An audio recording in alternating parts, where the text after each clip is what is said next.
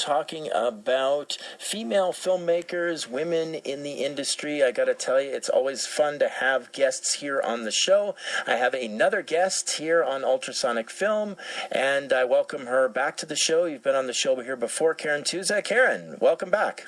Thanks, James, for having me. Oh, no problem at all. Man, oh man, I'm always very impressed with your resume because, just checking it out here on IMDb, it goes back to about 2012, but you've got tons of projects. You never seem to stop working. You're absolutely fearless and tireless, and it's great to see everything that you're doing there.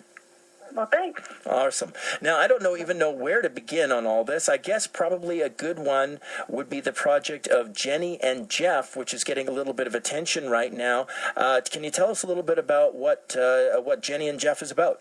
Yeah, it was written by Diana Kim, which was her first project she ever wrote, which is awesome. And Morgan Tra was the director on it, and they're the creators of it. Right. It's a story about lifelong friends who finally acknowledge their love for one another. Okay. So it's a romance comedy. Right. And now you're the producer on this. Yes, that's right. Okay. And now, how did they come to you with this idea? How did you hear about the project initially? I actually worked with Morgan before. I was actually an actress in the film called Tuesday, which actually won at the Canada International Film Festival last year. I went to Vancouver. Wow. Yeah, so that was her first project, and it won. And then so they came to me about, they actually wanted my daughter for the project at first, and then they had asked me to be the producer on it. Wow. Now this Afterwards. is your daughter is Cassandra Tusa, and now she's basically about as busy as you are. You've definitely instilled a work ethic in your daughter. You realize this, right? Yeah. Okay. Now Cassandra Tusa, she actually is in the film Wait Until Helen Comes, and that just had its premiere at the Cannes Film Festival, right? That's coming up on May the 15th at Cannes. Wow. Okay. Yeah, So which is incredible. Now that was shot here in Winnipeg, and you must be a very, very proud mom. Yeah, I was on set with her. It was an amazing experience with Sophie Nalise and Maria Bello, and a local production company, Inferno Pictures, was a producer on it, as well as Caramel Films out of Montreal. Right. Great people to work with. Awesome. Now, besides dividing your time here in Winnipeg, producing projects, appearing in projects, you're primarily, of course, an actress, but lately you've been doing productions and producing as well. You also find time to head out to Hollywood and chat with all kinds of producers going on there. Can you tell us about some of your adventures there as well? Yeah, sure. I think when we last spoke, I had just finished filming a project called Frank Spice, which was produced by, and directed by Roger Zofimi and Patrick Magosa. And it ended up getting nominated for a NAFCA award, which is an African Oscar, in Hollywood. Wow. It was held at the Orpheum Theater in Hollywood. And I went in September of last year. It was the most incredible experience. I met so many amazing people. It was just unbelievable. I can imagine. And I have lifelong friends now, and I'm going back again. Oh, wow. This year for the 2016. Well, you can't go wrong with that. This is definitely a lot of fun, sort of jetting back and forth to Hollywood and chatting with producers, and I would imagine there's a lot of different projects going on and that they're talking to you about as well. Oh, lots. And I didn't even know who I was talking to. And, you give your information to these people, and then all of a sudden they start adding you on LinkedIn. And you're like, oh, my goodness, that's who you were. It's quite incredible. Yeah, I can imagine. Well, that works out well. Now, you actually just finished or are working on a documentary short called Closing Time, the Vanishing Prairie Beverage Room documentary. That's quite the title on that. Yes, it is. And we had a lot of fun shooting that. It's a great project. I can't wait till it comes out. It's going to be airing on MTS. Okay. Stories from Home. Ah. And what is that actually about? It's about all of the Prairie Beverage Rooms, how they were once such a happening place to go to. Right. And now they're slowly on the decline. I see. And we get into that. Okay. Why? Okay, well that sounds pretty fun. And now it is interesting. I'd be hard pressed probably to find another actor or actress who's basically dividing her time between large, big budget productions that come here to town and local shorts done by local filmmakers. You will appear in almost any type of production, and it's really quite reassuring and fun to see you kind of divide your time between these and television series and web series and TV miniseries and shorts and features. Is there any kind of mandate for you, or do you just like to take it all in? I love to take it all in. I love the industry. I love the people I meet. I love acting. I love everything about being on set. It's just a great experience for me. I can certainly imagine that. And I learn a lot. Any set that I go to, I always learn a lot, whether I'm an extra or I'm working on something as a producer or acting. It's incredible. I love it. Yeah, certainly I can imagine. What are some of your most notable experiences that you've had that just immediately come to mind that really were really impressive for you? On like a small set or a big set? Any experience film related? I'd have to say meeting Samuel Jackson. Yeah? I was an extra on Reasonable Doubt, and everybody was waiting. We had heard that he was going to be on set that day. And so everybody was like looking for somebody. Oh, is that him? Is that him? And then like everybody was anticipating seeing him that day. And I don't know why I was going back to holding, and I was with the AD, and he just all of a sudden walked out of the elevator right into me, in front of me, and I was like so much in shock, and I was like, oh, there you are. He looks at his guys beside him. He's like, do I know her? And so the AD said to me after, oh, come on, Karen, I thought you wouldn't be so starstruck by now. And I'm like, oh, I know, but... It's Samuel Jackson. Yeah, no, I could totally see that. And it's kind of reassuring and fun to hear that, because even though you're around a lot of these stars a lot of the time on these big productions, every once in a while an experience like that can really throw you, right? Yeah, no, it's pretty funny. Yeah, super. Now, the last time we were chatting with you, we did touch base on Bandages, but we should probably touch base on that again. Of course, you're also the producer on that. It's still in post. Okay. But I hear it's getting close to being done, so. Awesome. So, now it's interesting. You do these things, they go in post, and you kind of work on the next project, and you hope and you kind of wait for them to come out, and sometimes it takes longer than other times, and sometimes it comes out right away. You never can tell, right? Awesome. Exactly.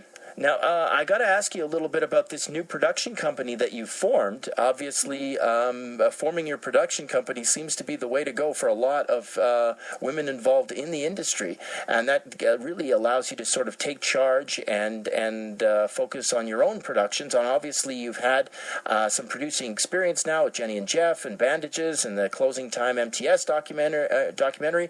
So you guys have formed Lucky Nine? Yeah, Lucky Nine Productions with George Orello and Ryan Weckert. And we have a fantastic writer working with us right now, Natalie Batkus. And all three of them have been in the industry for quite some time now, working on feature films. And we have a team underneath us as well, too, of technicians and so forth that have been working in the industry for years on big movie sets. Right. Yeah, no, it's a good partnership. Okay, well, it certainly sounds like it. And are you guys? How many different projects are you guys working on right now? I would imagine there's probably a few that you're tossing around. Oh, we have quite a few going right now, trying to get them going. We have some web TV series going, doc series, documentaries, features. We have a lot of them. Yeah, a lot going on, eh?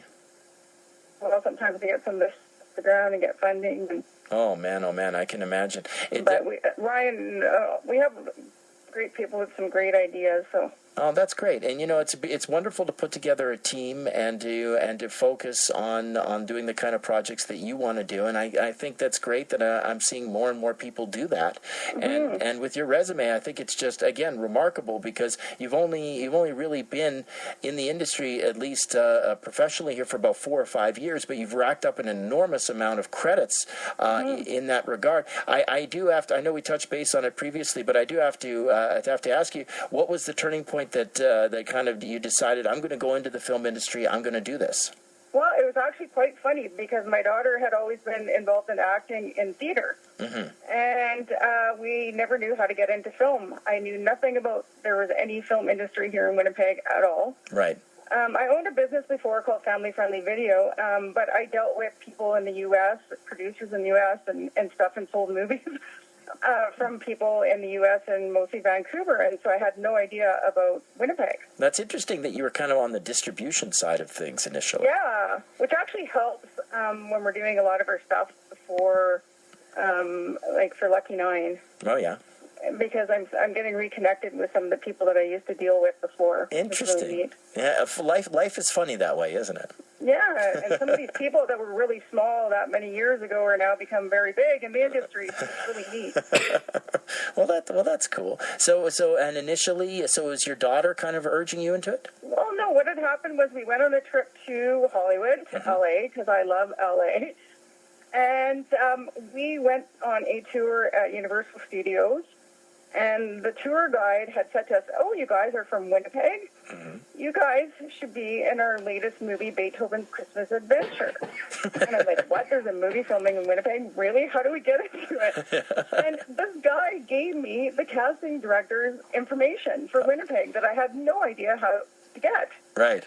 And so we contacted Kerry Casting in Winnipeg and ended up working in a scene in Beethoven. Wow. And then from there, we loved it. And my daughter's like, "We got to find more." And so I just, I found, through that, I found some other people.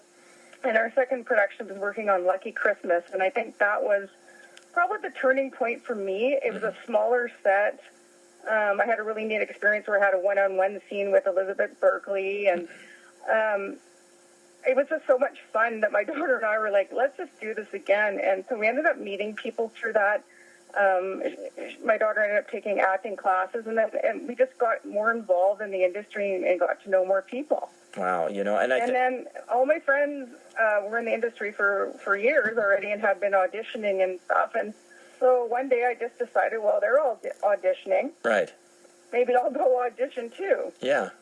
One of the casting directors had sent me on a commercial audition, and I thought, oh, I'm not even nervous or anything, because before I had thought, I'm too nervous, I can't do this. Right, and, exactly. Extra work, that's fine. But and then I found out that I wasn't nervous when I was going auditioning. I actually found it quite fun, and I started actually booking roles, and so I loved it. And Cassandra as well got more involved in the industry as well, and started getting called in from the casting directors here. It's great. No, I can tell you that's and it's fantastic that you had that kind of reaction, because of course auditioning terrifies most actors. Oh yeah, I was scared too. Yeah, but it's great that you were comfortable and just having fun with it and going with it. And yeah, it's funny how that one kind of incident can affect both of your lives like this. Yeah, it is. It's just absolutely incredible. I would have never imagined myself what I'm doing right now. Yeah, I think it's great. And now you actually have, I think we touched base on it the last time you were on the show. I do want to mention it again. You have several different agents in several different cities, don't you now? Oh, I do. And that's another thing. I have such incredible agents. I'm auditioning for things that I never in my life thought I would ever audition for. It's just been absolutely incredible. Hallmark movies, TV series, features, and it's incredible. And they're the best. They're the greatest, and they keep me going, and they motivate me, and they're behind me. They're awesome. Oh man, I got to tell you, I think that's incredible, and I'm also getting the impression that you don't spend a lot of time looking for stuff to do. You've constantly got different projects on the go, don't you? I do. I'm always talking to people, and I know I'm always looking for stuff. Yeah. No, I got to tell you, and it sounds also like Cassandra is finding a lot of success in this as well. Yeah, she is. There's not a lot for her age category, but she tries to get involved in as much as she can. Yeah, well, like I say, the younger you get into this business, the more credits you can rack up, and who knows? Like I say, it's fascinating having a film that premieres at the Cannes Film Festival. I couldn't believe it. We didn't know what was happening with that film because it had been filmed in 2014, and then Tricoast Pictures picked it up out of California for worldwide distribution, and. Yeah, not premiering at Cannes, so it's pretty exciting. Yeah, no, I think that's absolutely wild. And so, what have you got basically coming on up right now that you're really kind of looking for on all the projects? Is there something else on the go that we haven't touched as of yet? I know you Well, I have are. a couple of films coming out. I Am Anastasia, My Boy. They're just a couple of shorts that I did. They're Okay. premiering right away. Awesome. And I'm working on getting really working on with the team trying to get some of this stuff going. Okay, We've cool. applied for some funding and waiting to hear back about a couple of projects. That's all part of it. I mean, it's a hurry up and wait situation for a lot of the funding. That's for sure. Mm-hmm. Yeah. Mm-hmm. Can And I? then working on different angles to get funding as well too. That's another thing, being creative. So. No, I think that's fantastic. You guys are coming at it from all different angles there. Is there women in the industry that have really inspired you? Women that have helped you out, and even the initial casting director that hooked you up with your gig. Is there women along the way that you've thought, wow, I think this is great that she's doing this. I can do this too. That kind of thing. Yeah, Ali Tatarin, I really liked her. She's always been really supportive of me and helped me. Jen Starr was my agent for a while. She was just absolutely incredible. She started getting me auditions outside of the province and getting me known by some of these casting directors. Shelley Anthos, I love her. I think she's great. She does a lot. She does extra casting. She does principal casting. She does it all. She's a producer as well. Wow. No, I think She's always busy. I think that's awesome. Cool. Well, I want to thank you once again for joining us here on the show, Karen. I really do appreciate it. And, of course, letting us know all the different projects that you've got going on. Obviously, with everything else going on, I'd love to have you back and we can chat again in the future if that sounds good with you. Yeah, sounds great. Awesome. So thanks once again for joining us. And I'm going to tell, just like I told my last guest as well, I'm going to tell, take a rest once in a while, kind of take a day off, get some sleep.